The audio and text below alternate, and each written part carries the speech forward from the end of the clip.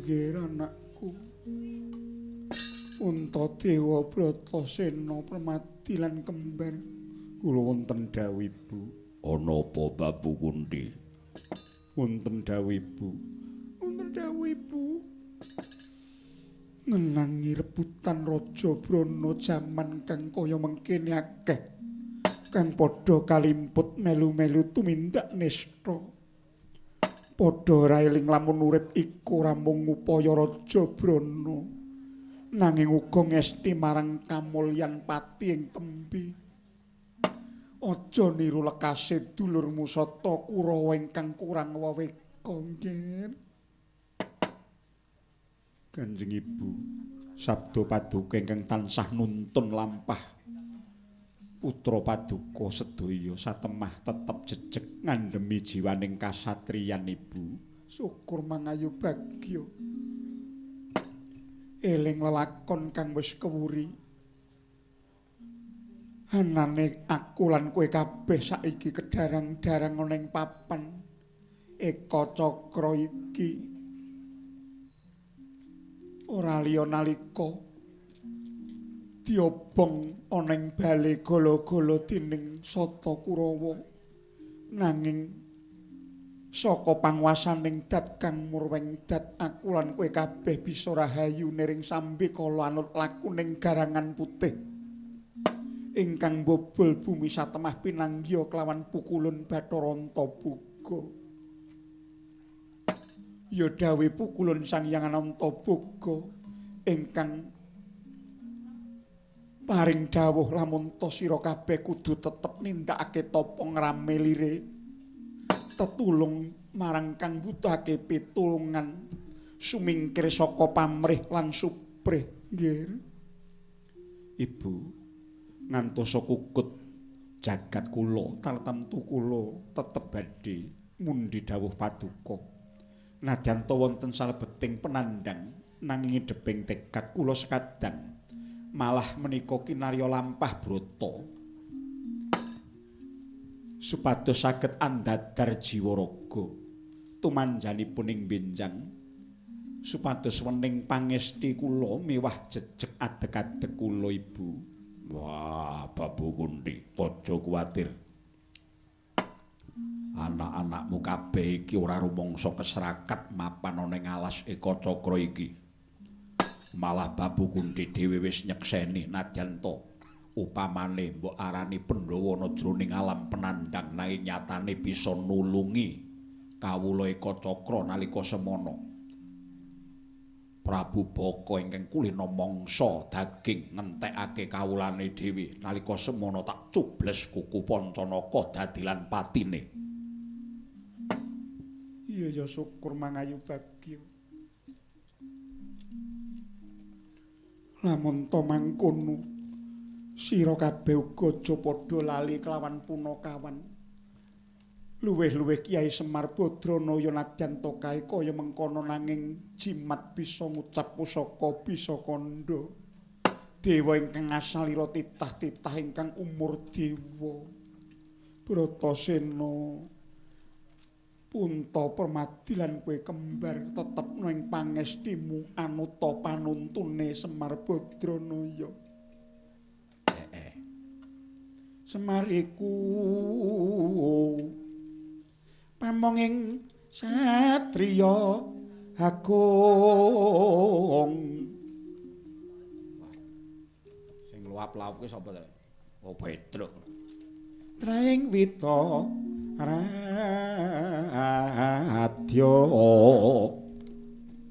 Tuturipan anda yani tatan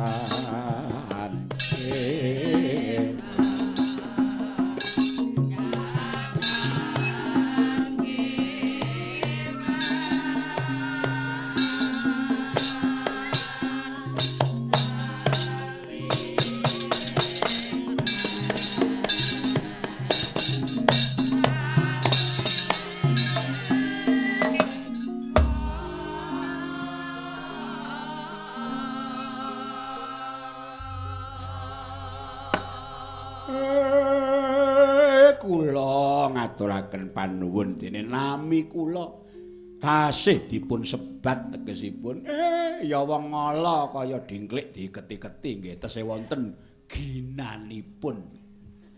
Iya ya Kyai Agung nedha nrima marang sira merga saka pangayomanira dewa kang salira titah kabeh para putra-putraku ora siwah saka marga kautaman Kyai. Syukur mangayu bagya. Mboten sesamawi Semar kemawon menawi ingkang putra menika trahing kusuma rembesing madu pinastika wijiling andana wore. Janma limpat ingkang saklebat kemawon sampun tamat Ndara Putri. Iya Kyai. Rono. Rono Gong. Oh, ndak. Dapure iki dijak rene kok ora. Lah ya mbok ya apa ya lesung-lesung jumenglung ngono to, Gong? Ora. Marake apa? Nek ora apa ya warudoyong ora. Aku nek sragenan ki nek ora rini wis ora. Masuk. Ya. Wah. Elak. Ya rasa ngaku gending-gendingan rene. Wah, awake dhewe iki wong kepomo kok nderekke Ndara ki rumangsamu arep ngelih ngintir-intir iki didadar supaya dadi laku. Dadi wong ki sing baku ki lakune. Ora perkara apik saiki iso tuku apa-apa rumangsamu nyandang apik mangan enak. Tumpakane becik. Sapa sira sapa ingsun ngina kono ngina kene. Lagi ketrima. Iya le lak Bagong. Aku lak ora. Ngrasanono aku kok sampluk ndasmu. Kowe iki kok rarene ngopo to, Gong? Arep nyang Bagor. Ngopo rono? Wah, padha menengo. Semar anakmu kandhanono kon meneng. Ora menak glitho ndase. Arti glitho. Anakku nampa wasitaning dewa. Lamun ta titi mangsa iki kaya natrontong sulaking pepadang ingkang tuwa saking praja Pancala kula.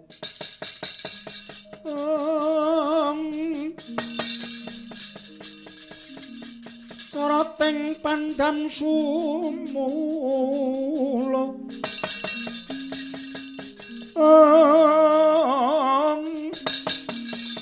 ngenani wadana katon remuremu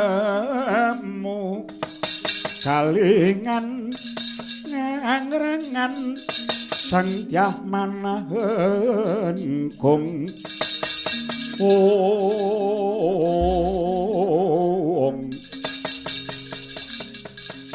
sang dyah manahen kong sumungkem guling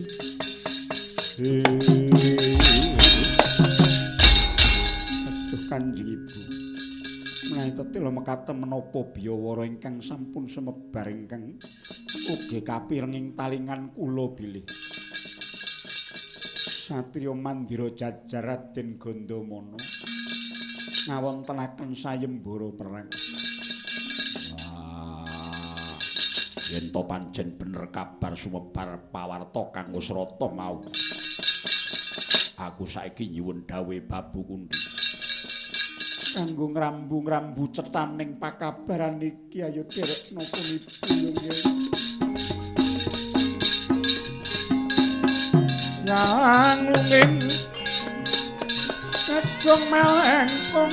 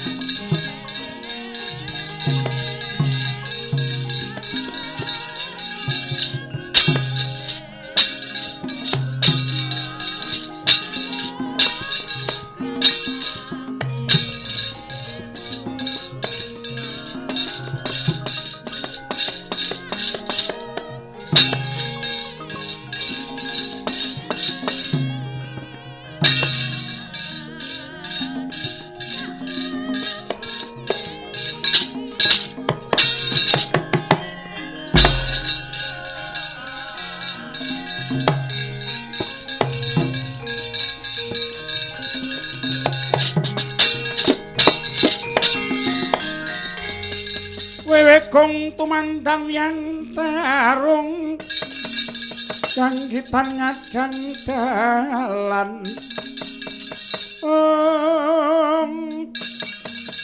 Ilu-ilu panas ati gendruwaning slaning bumi Gero-gero gegilani nasak madyaning wana kaya tebih lampahe parandene sang Permadi kaya sawetawis tebih lan ingkang ibu miwah ingkang Raka sang Puntadewa dalasan kang Raka sang Bratasena miwah kang rayi kembar Panmro sang kaning bilai ana raksasa ingkang isih siung kumilat sak culaning warak mijil saking gregumbul nyempapang anubruk sang pamade Pandhawa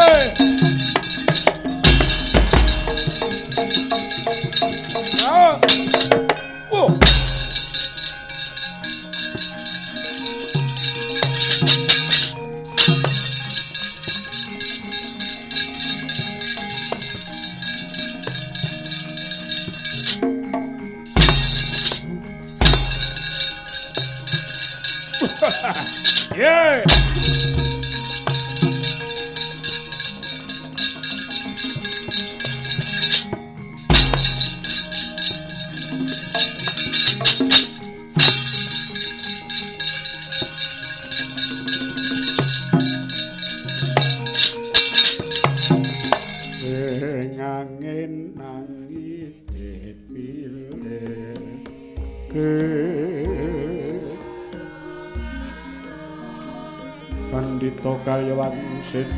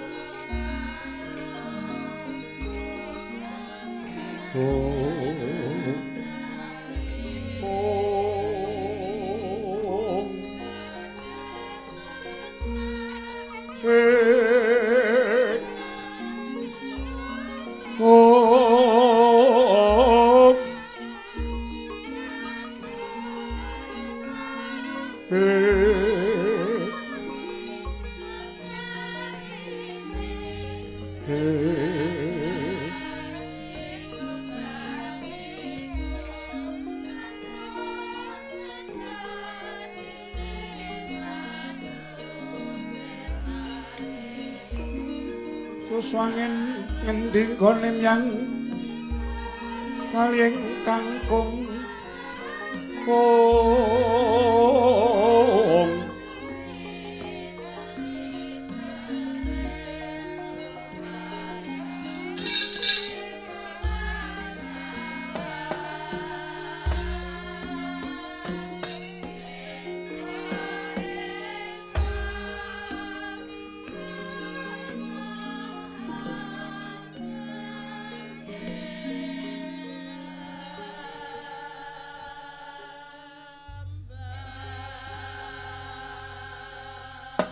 wis meh rina semubang bangaruna katinetraning ugarapu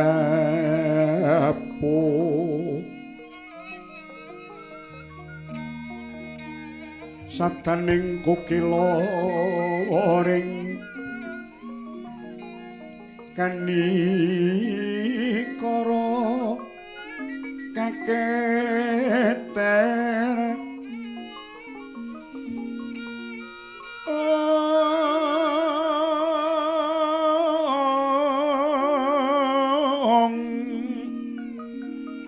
niki tuning aku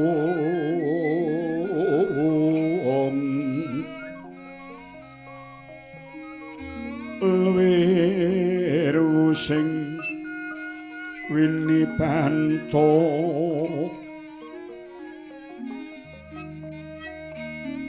pepetogeng ayam wono paring pagakan maranguh bremara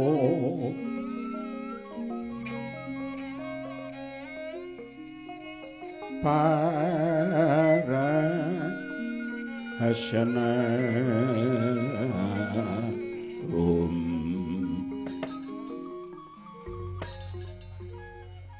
kula nuwun sewu kula mboten pangling pilih jengandika Sang Resi Dumya cantrikipun Rama Penembaning Saptawarga inggih Kusuma Dewi Ratu Jimat mboten klentu kula pun dumya saking Saptawarga yestunipun malih walih menapa sawetawis kula sesinglan reksasa nggara-godha dumateng ingkang putra Dyan Permadi sining manah namung kinarya sapatemon lan ugi andadar dhateng lair batosipun anut pitedahipun Sang Penemban Wiyasa. Resi Dumya wigati apa? Maragagi matura. Estunipun malih-malih menapa kula mundi dawuhipun Sang Wiyasa tanasane kejawi ingkang putra sedaya para Pandhawa menika parikedah ing titi mangsa mangke. Namur lampah namung menika kinarya sarana badhe kamulyanipun ingkang putra Pambayun inggih menika Raden Puntadewa. Liripun kadi pundi Resi Dumya inggih dawuhipun Sang Penemban Wiyasa bilih ingkang putra Puntadewa menapa dening putra Bratasena lan Permadi wekdal dinten mangke kedah mupuh sayembara wonten ing negari Pancala. Narbati Darma putra nyantanan jaya matur ing raka.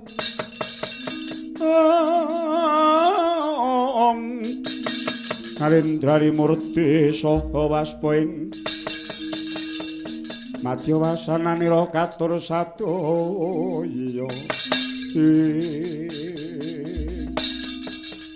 Jagat Dewa Bathara nggih ngaturake panuwun Resi Dumya. Sira wis midhanget pribadi Punta Bratasena lan sira Permadi. Tatanen ati estokna dawuh kang yanging Saptawarga ya nggih.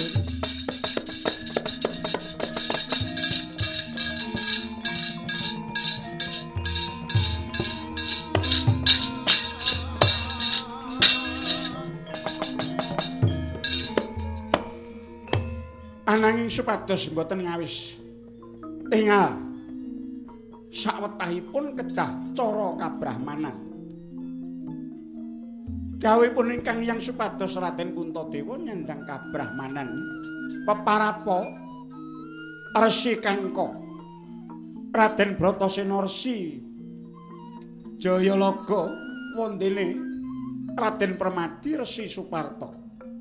Inggih penemban ngaturake kenging panuwun. Sawetawis kula ingkang badhe nglarapaken praptanipun putra tetiga menika dhateng ngersanipun Sinuwun Prabu Pancalaradya supados sami mboten wuninga bilih sejatosipun menika Pandhawa. Inggih, samukawis kula borongaken sinandika Sang Resi.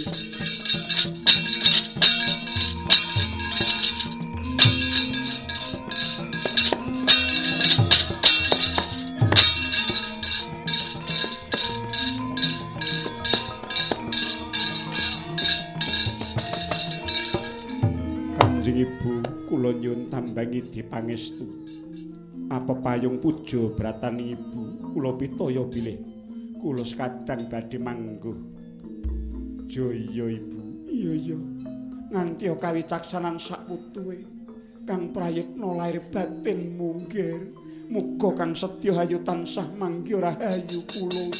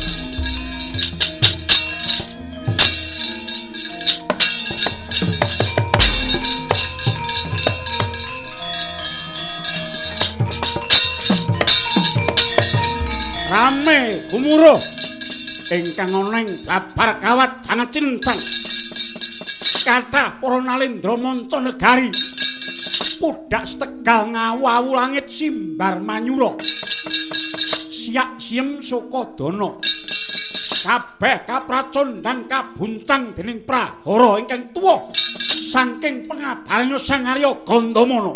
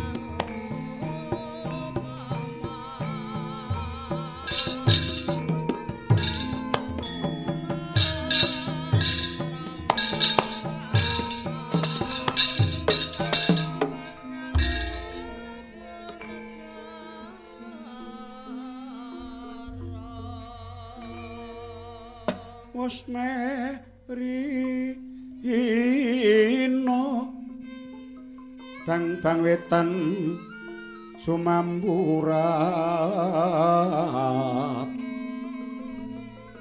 sumilak akasa kabiat sang iwang Surya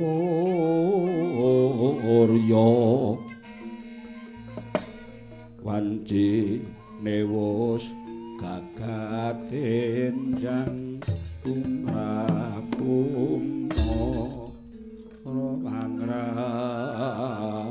ras. Aduh, bengah raos sing manangking tanpa pepindhan jebul putra kuling Mandura. Ing sampun pangrawuh wonten ing Pantaradya. Oh. Angger Prabu kula ngaturaken karahayon praptanipun. Nggih. Pundi pangestunipun Paman Prabu Pancala Raharja sowan kula nering sampe kala mboten langkung namung pangabekti kula mugi kunjuk Paman. Aduh nggih. Sepinten dosa ing badhe kula sandhang jerejeng andika nadanto maksih mudha nanging sampun jumeneng Narendra. Namung kula tampi dawah sami-sami kewala nggih nggih. Darajating Kanalendran ingkang mekaten. Kula nuwun sewu lajeng wonten wigatos menapa kusung-kusung kraya-raya sajak semu gita-gita anawung gati pratanipun wonten ing Pancala Radya nggih. Paman, tebih lampah kula saking Praja Mandura, kinten kula anggen kula nitih turangga, nitih dwirada miwah para wadyabala ing samyang ngombongi kebat kados lampahing tathit ciptaning manah daya-daya saged sowan wonten ing Paduka Paman Prabu. Mboten sanes kejawi namung biyawara sampun sumebar inggih menika sayembara ingkang dipun gelar dening Paman Arya Gandamana. Oh, Paman. Lepat jakung pangaksama Paduka bilih estanipun malih-walih menapa menawi to pancen sayembara kala wau dereng wonten ingkang mupuk. Sarta sayembara menika tasih dipun gelar ingkang putra Mandura. Kepareng badhe neter kadigdayanipun Paman Arya Gandamana. Waduh. Nggih. Menapa sampun midhanget bilih sayembaranipun Yayi Gandamana kala wau kinarya srana palakramanipun anak kula estri Nini Dewi Drupad. Nggih.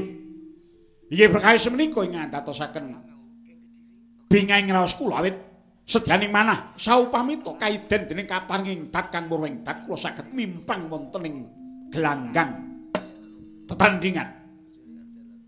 Anggen kula mboyong Yayi Sekar Kedaton Pancala kala mboten kinarya jatuh kramanipun ingkang putra Mandura pun Baladewa. Awit Paduka Paman ugi sampun muningani bilih kula sampun garwa Yayi Ratu Herawati. Nanging sedalik manah nadanto kula ingkang ngupuh sayembaranipun Paman Gandamana lugunipun namung kepengin lan kumacelu anggen kula badhe mala kramakaken kadang kula ing Banjar Patoman Yayi Narayana. Nggih. Dados singkaripun anak Prabu saking Mandura kala wau mboten kepengin boyong kinarya garwa Nini Dewi Drupadi nanging tetep ping dados jatuh kramanipun Anggir Narayana. Nggih, Paman. Namung nuwun sewu nggih. Lepat nyuwun pangapunten awit ngemuti bilih Mandura kan Pancala kula anggep taksih daging-daging. Menawi mangke sisip sembiripun ngantos jingandirka anak Prabu dados kurban. Awit mboten kok ateges kula badhe ngina dhateng kadigdayan Paduka miwah ngunggulaken dhateng sederek kula Yayi Gandamana. Jer jagat menika sampun nekseni kawegiganipun ing reh kadigdayan Yayi Gandamana ing kados mekaten. Mula nyuwun pangapunten saderengipun wonten getih ingkang utah. Prayogi kawurungna kewala sedyanipun anak Prabu Mandura. Mangkang retumbar klindu bumi gonjeng waluda guntur ketuk mokang colone dil wembak nyuk mambang. Paman nyuwun pangapunten kinten kula mboten badhe matur kathah-kathah menawi Paman Prabu nglilakaken lan keparengaken ingkang putra Mandura mlebet wonten ing jangat Cinencang.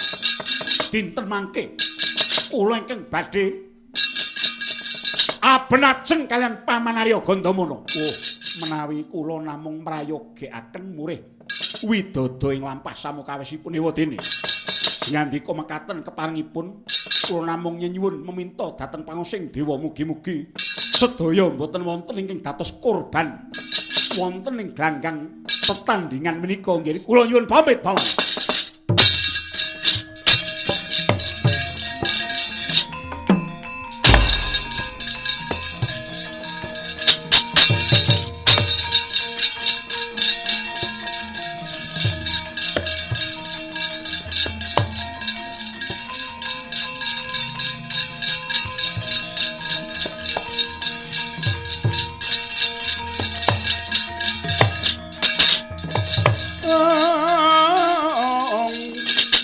Punapata niraingsun Raden Waspagong ijil. Nuwun sewu Paman Gandamana. Menawi kula kirang Subasita lan ningrar wataking tata krami. Ratu Mandurana parigawe apa? Wani munggah menyang glanggang adu-adu iki. Ana ing jangat cinencang papan ing tetandhingan. Nggih, Paman nyuwun pangapunten. Kula ingkang badhe mogok, kula ingkang badhe nyingget tetandhingan ngantos dumugi dinten menika. Apa wis mbok tata rasam? Sampun. Kula sampun ugi pikantuk palilahipun Paman Prabu Pancala. Sedaning manah wangsul kula saking mriki kedah mboyong mustikaning Ayu Sekar Kedaton Pancala. Yayi Dewi Drupadi badhe kula dhawuhaken kaliyan adhi kula Narayana. Mila mumpung dereng kebacut kemawon menawi pancen Paman Gandamana ing raos pangraos kedah dipun tanting langkung rumiyin singandika Paman badhe ngadepi wong Mandura Baladewa.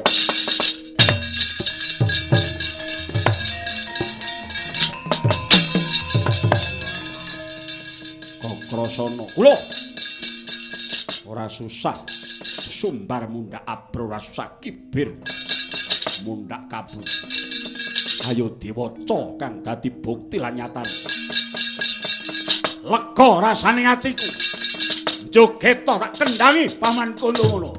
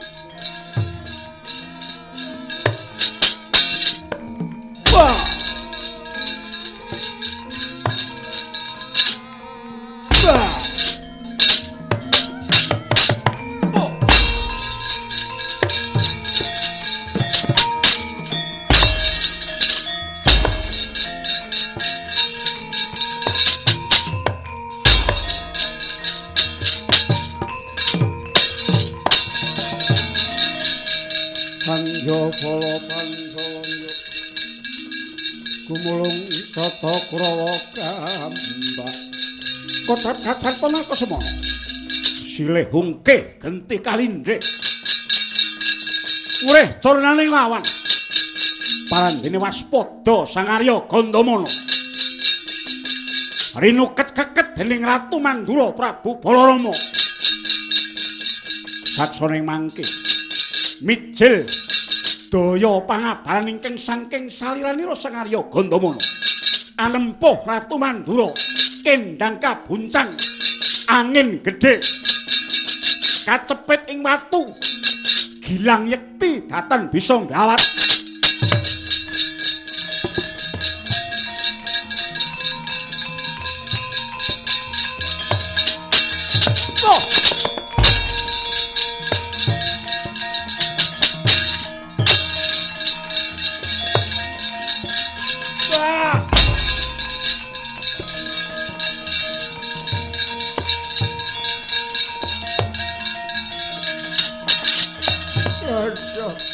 Aduh mati aku.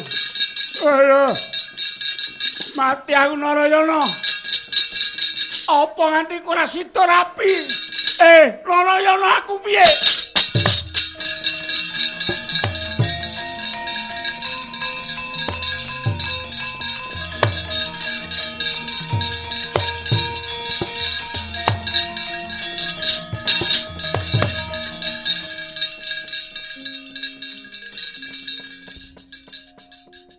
Sah mbok tangisi ngopo to?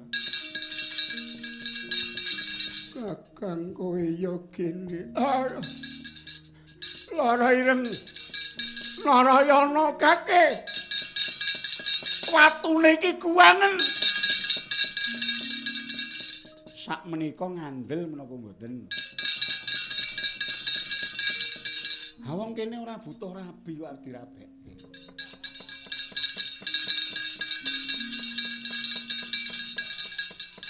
Karepipun Kakang kuwi kara tata mboten sisah dipun tata mangke menawi sampun wancinipun kula nata piyambak.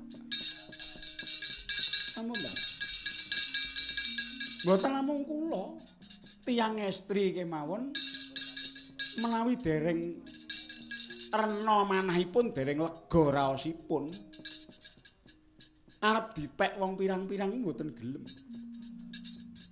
Tanggi kula wonten ngantos 18 taun. Rondo dipun tembung kalian priya pinten-pinten tinulak nanging jebul glethek petele. Wonten setunggaling janma ingkang gathuk raos pangraosipun mila lajeng sakmangke gendhon rukun kados Mimi lan Mintuna. Ora sandunging selak lara bokongku. Mbok ndang ditulungi kok sik ta. Ya men rada dirasake. Duwe dulur kuwi nek ngeyel iki ngono kuwi. Mesake lho Kakang.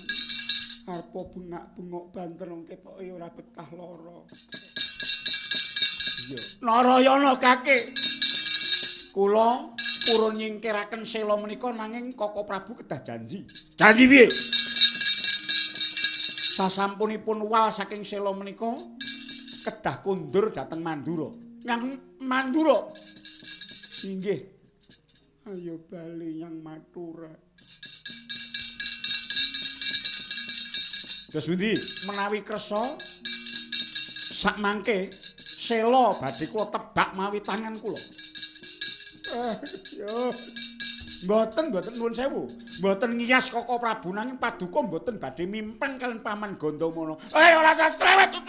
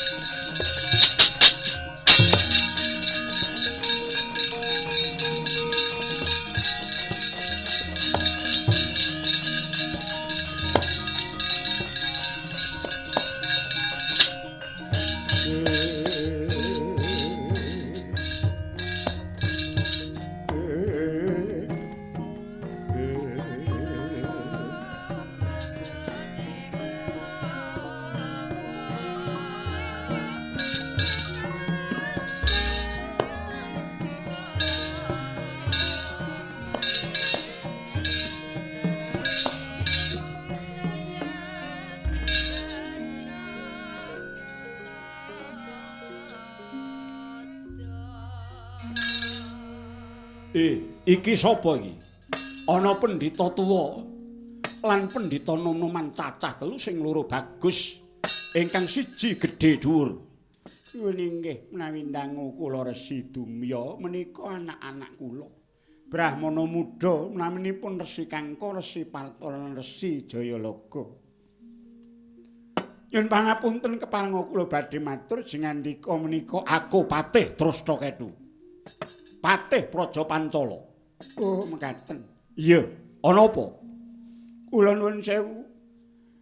Wale-wale menapa rening anak kula Gandrung Kayungyun inggih kalian putri sekaring kedaton Pancaradya Dewi Drupadi mila kula irit sak saged-saged najan to kula mung pendhita gunung. Cedhak watu adoh ratu caket celeng tebih kalian lonceng. Ila saking menika uwi gembili kimpul sedaya pala kependhem lan ugi pala gumandhul minangka dados pisungsung langkung rumiyin anggen kula kepengin nglantaraken suwitanipun anak-anak kula. Anggenipun Gandrung kapiluyu dumateng sekaring kedaton Dewi Drupadi. Aja muntap lirik ginetap duka yayasinipun. Aja bang mawingo-wingo. Terus malah ningrat. Pendhita kang ora weruh tata. Kudune kowe wareg wulang kasusilan krama niti ulah lelungit. Ning kowe kawuk ora nolih slira. Cak-cakam ora mapan ana ing lungguhe. Retna Drupadi dudu putrining wong sakudon saurupan. Kowe ora bisa nolih menyang kahananmu. Nadyan to sing mbok gawa mrene iki wujud pala kependhem lan woh-wohan. Tumrap kowe barang ingkang ana regane. Ning dudu lungguhe yen to barang mau mbok gawa minangka pisungsung ana ngareping ratu. Lan kowe ngerti, kabeh kang padha nglamar ngleboni sayembara ora mung ngatonake kaprawirane, nanging uga banget anggone ngurmati kanthi misungsung peni-peni raja peni. Upama mengko anakmu bisa menang. Iki mung upama anakmu mengko bisa menang lumawan Raden Gandamana. Ning wis cetha yen ora bakal bisa mulyake Dewi Drupadi. Sebab kahananmu ingkang sarwa sekeng. Mula kowe ndang lunga. Kowe lunga. Pisungsung iki gawanen bali, kowe lunga.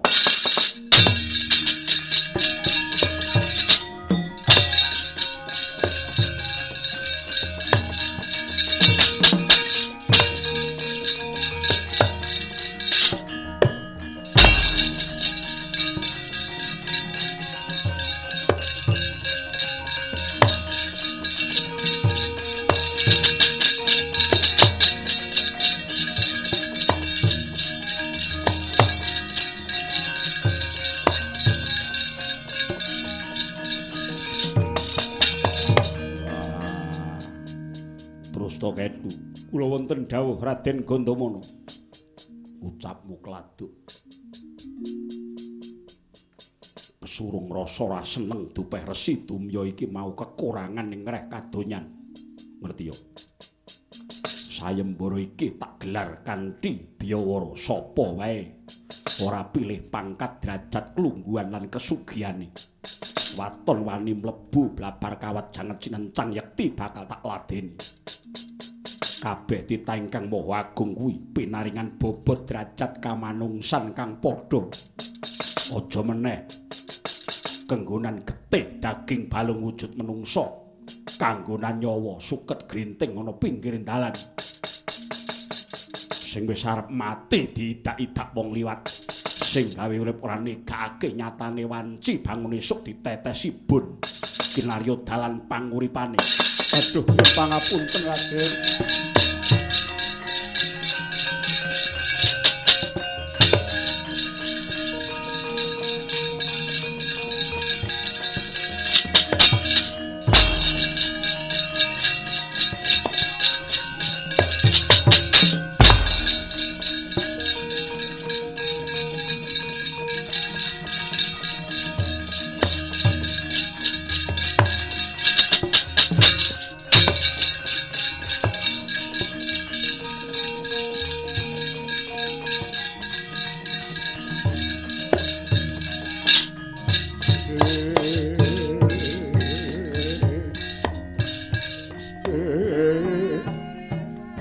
damar pamoring suksma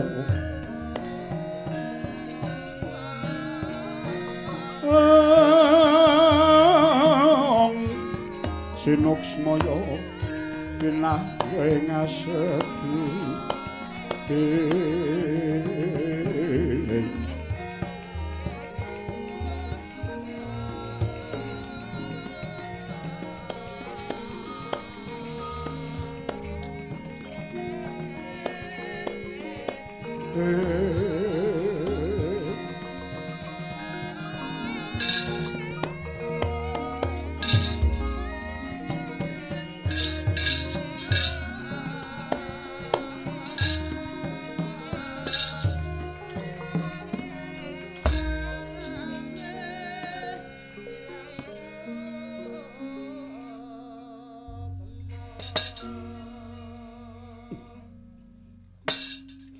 anakku nggih anakku paman pangabekti kula katur nggih pangabekti kula katur wah pasaku katura paman Gandamana iya nadyan to kowe nganggo cara kabrahmanan pun paman ora bakal kekilapan aku rumangsa dosa Gandamana rumangsa luput saksedane wong tuamu Sang Minulya Prabu Pandhu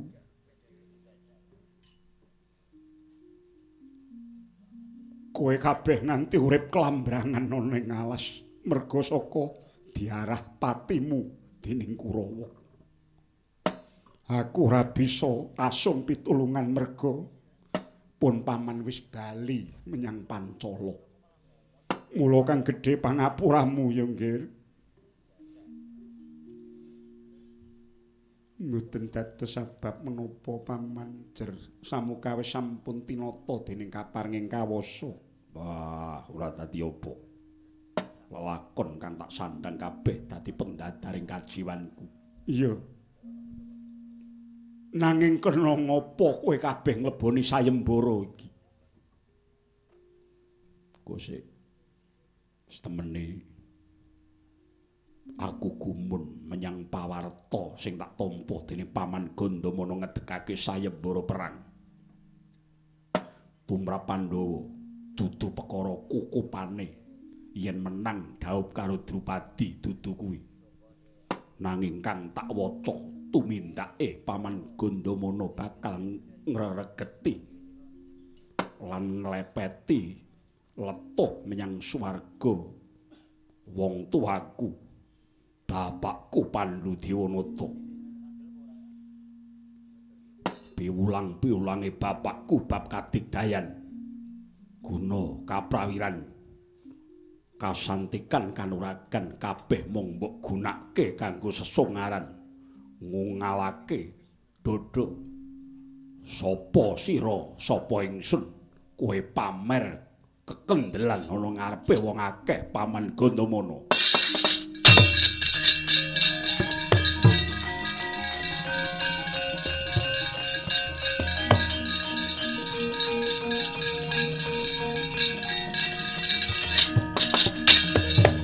waduh nggih Bratasena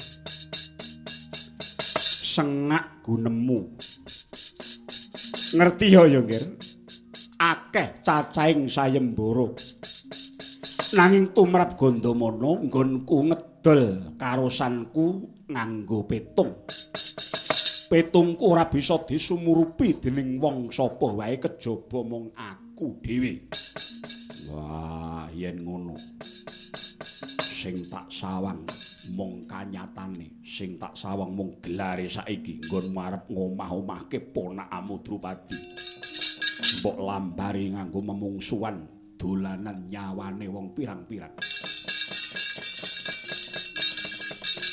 mongko tundhone wong ki nek deksura bakal cilaka wong inangka bakal rubuh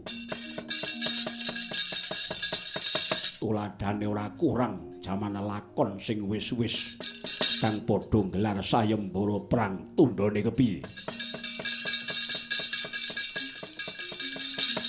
satemene Sedane bapakku Pandhu Dewanata isih gedhe pengarep-arepku. Ana wong sing tak nggo pengayoman. Ora liya Paman Gandamana. Nanging jebul mleset saka pengangen-angenku. Kowe ora patut dadi tilas murite bapakku.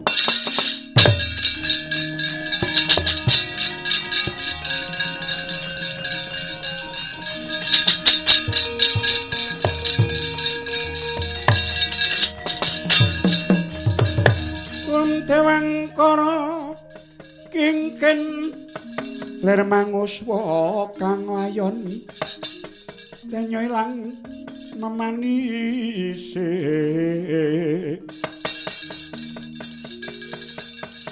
danyo ilang kang memanise wadananira ayo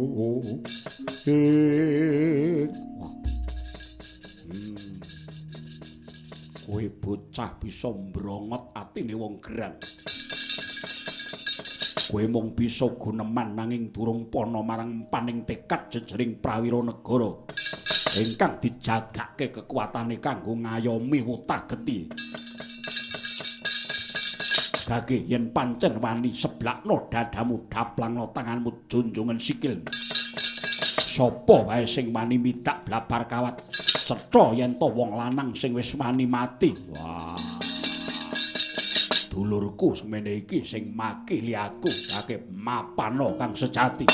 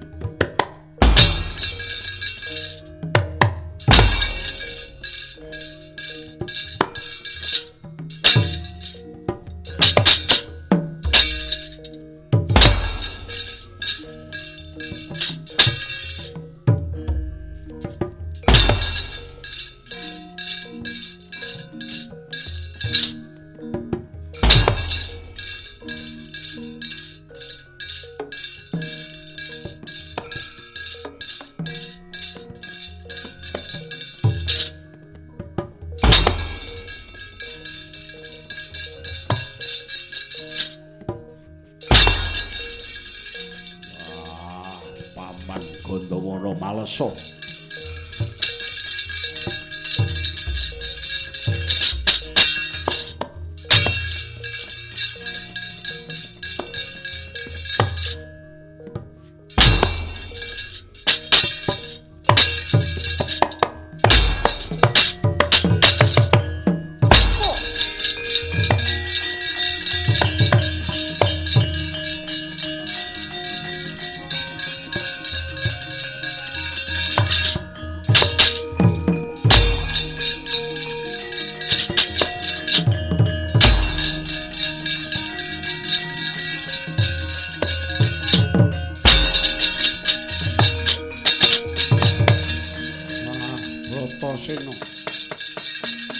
Kowe tak eman parandene nyacak luhuring tenggak. Kowe wani ndupak piling aku. Bratasena, kang waspada. Klakon tak ajar kowe Bratasena.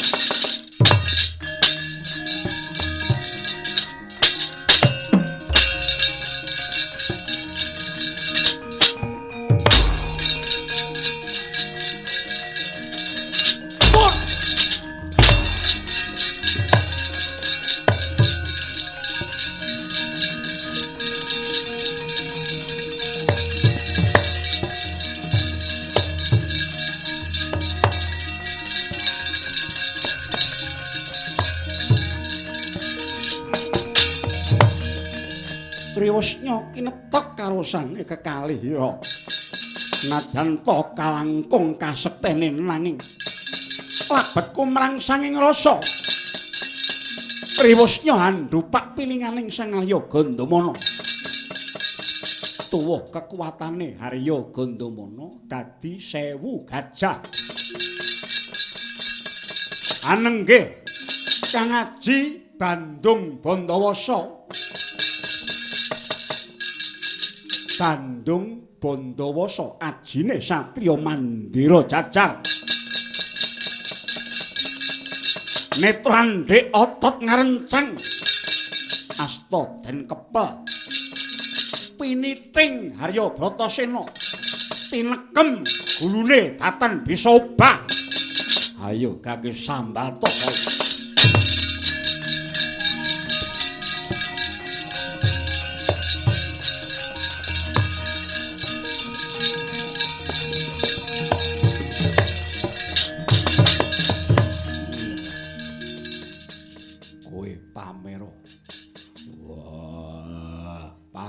kasekten kuwi Bratasena.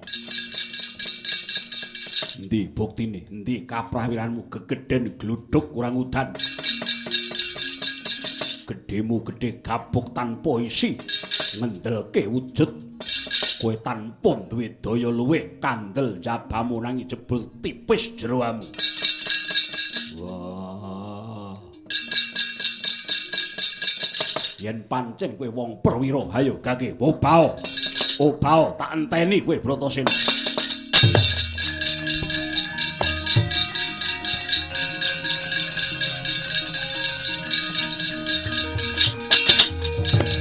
Satananira layu kumekut temrah maratani.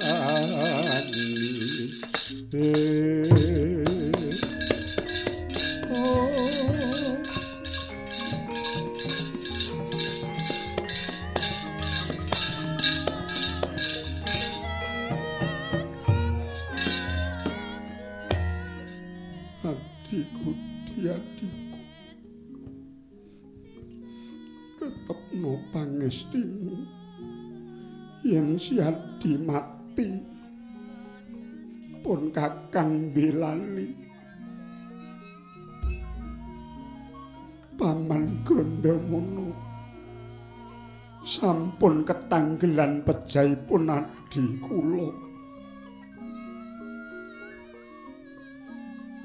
Pejahipun Adi kula ugi kula aturaken pejah kula dhateng paduka Paman. Kowe ora melu nantang aku. Kena ngopo patimu mbok pasrahke? Mila kula langkung remen sesarengan pejah kaliyan Adi kula ingkang kula tresnani. Kula mboten kuwawindhuwa samukawis ingkang badhe kelampahan Paman. Yen ngono patimu mung bakal muspra mung kegubel rasa welas menyang dulur. Apa pancen kowe kepengin mati ben entuk pangalembana? Paman, welas asih tumrap kula menika mujudaken tindak pangorbanan anggen kula netepi darmaning gesang kula. Paman, tumrap kula lelabetan ingkang utami menika ingkang badhe saged dumugi swarga. Kula mboten badhe mimpang kaliyan paduka. Kula wangsuli malih kula mboten badhe mimpang kaliyan paduka. Awet mengsah ingkang mboten gampil dipun kawonaken menika namung kanepson. Sepinten banggi kula sak sederek jer Paman Gandamana sampun kawengku dening kanepson. langkung-langkung paduka nggadhuh aji Bandung Bandawasa peparingipun Kanjeng Rama Suwargi. Mila badhe pejah kula sak sedherek wonten astanipun Paman Gandamana kula boten samar. Jalaran persasat Rama Prabu Pandhu piyambak ingkang njabel nyawa kula.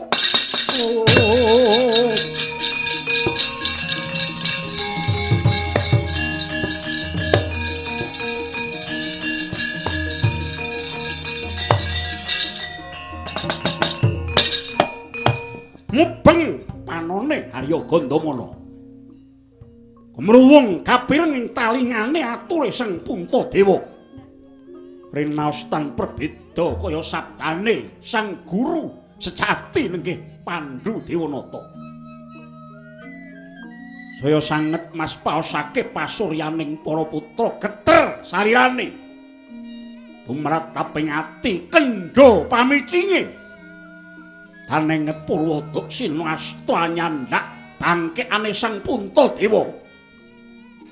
Ing cipta harsa jinunjung. Ing cipta harsa jinunjung. Labet saka bombonging ati. Nanging klentu ing panyana Sang Bratasena. Klentu ing pandakwa Sang Bratasena. Tinarka arsa mrejaya Sang Puntadewa. Sakala krodha Haryasena. Suku mancat sakrosane asta anuwek dadane Harya Gandamana. Kuku nancep jantung muncar ludira hanalang.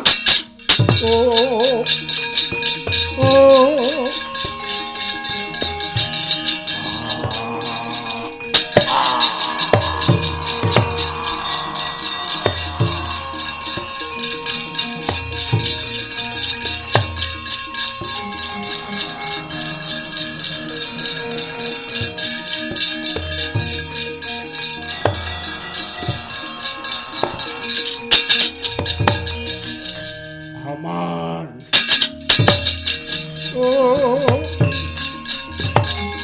Aman.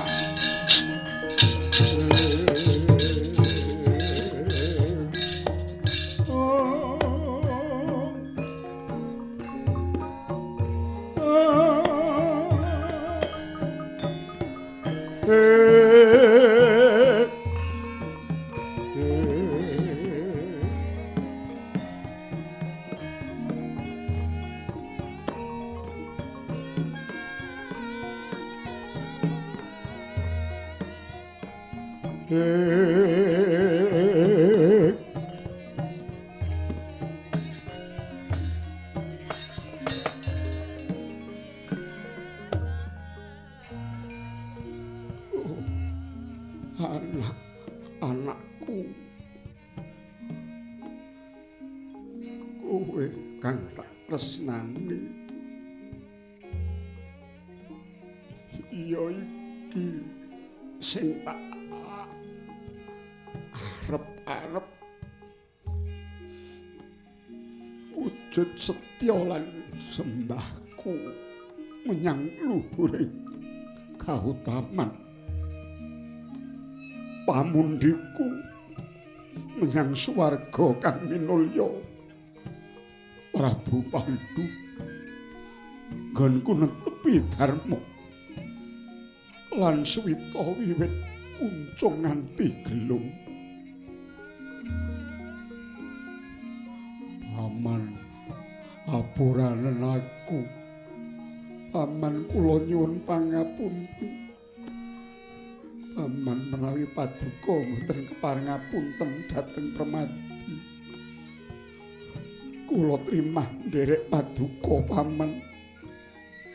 Nggih, tampanen urip iki kanthi utuh kanggo nindakake dharma tumrap pepadaning urip.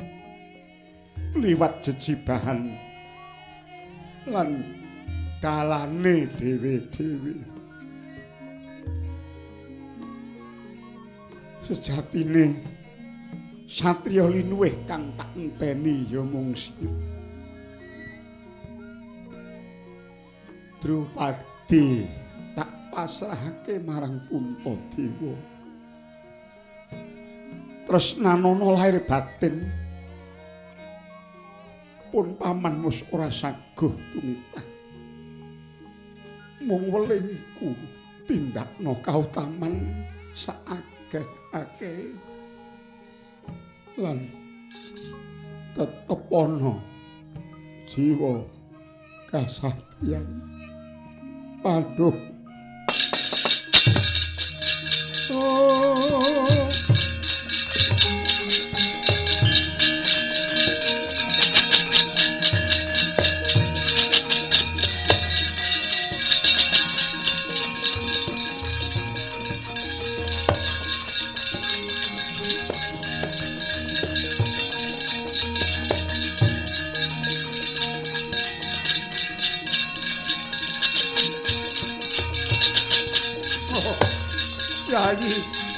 Yayi Gandamana.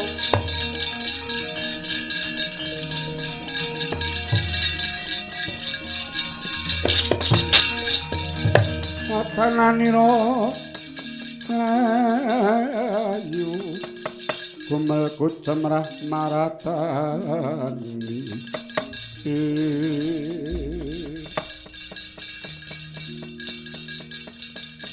Muga manjing nirwana sang prawira linangkung Yayi Gandamana.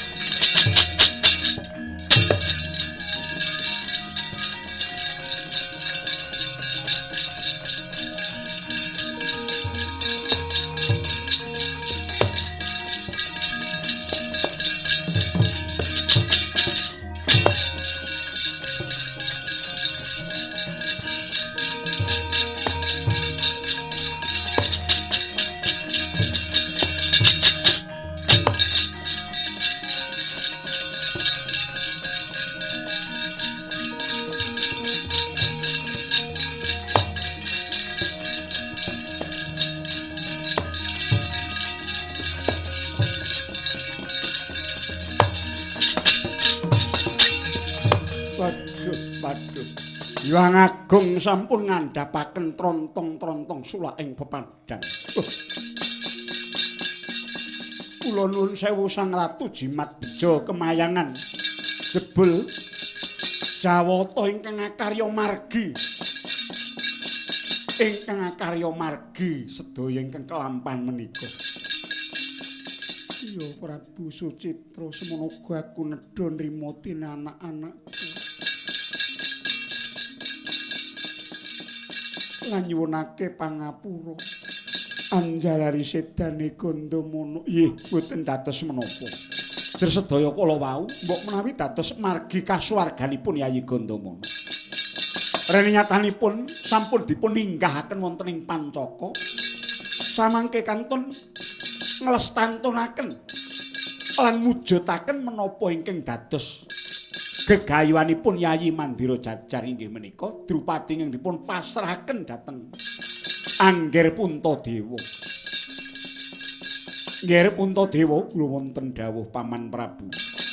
Lan sira nini Drupadi kula wonten dawuh Rama Prabu. Beja Kemayangan dene. Najan ta mawa kurban pamanmu ing Mandira Jajar ing nyatane kabeh mau dadi kasuwargane. Ora dadi baya pengapa. Kanjeng Ratu Jimat kula aturi anak seni kula namung sakdermi nglampahaken lampahing kodrat pinesti kaparenging widi titi mangsa menika Drupadi dados jatuh kramanipun Puntadewa.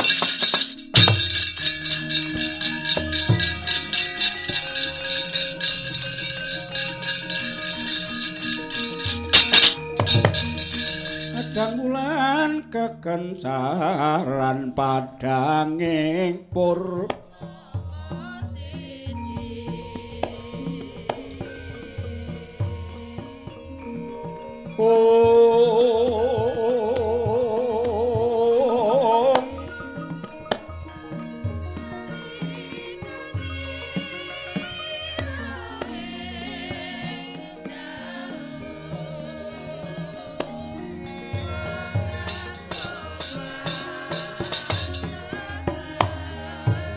sumungkem angus padha nenggih risang panganten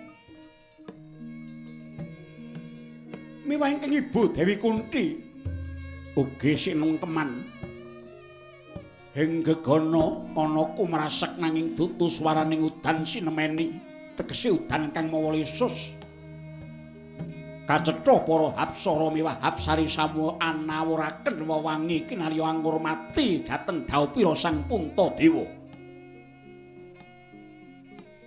Sangya Brahmana Siwa Supitri ingkang samya ngidung puja mantra murih rahayuning penganten. Suka marwata sutaning kalih Sang Nata Prabu Yatnya Senada pimulat ingkang mangkono. Ugi sawetawis ing garing-galih Sang Dewi Kunthi ya Dewi Prita. Kadya mangkono lolonan wuwuse Sang Nata Prabu Drupada. Nggih. Aku titip getih setetes daging stampel balung saceklek. Wujud anak wadon. Tresnanana lair tumusing batin kaya dene Mimi Hamintuna.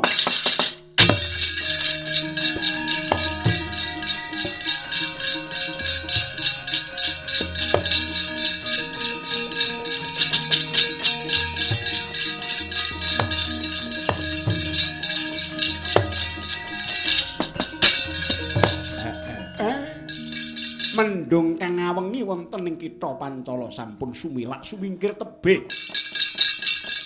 Mugi kang sedya hayu rahayu.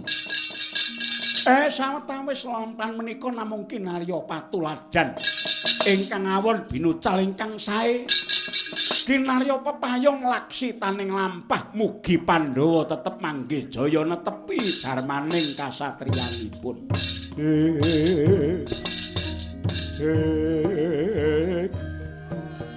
Oh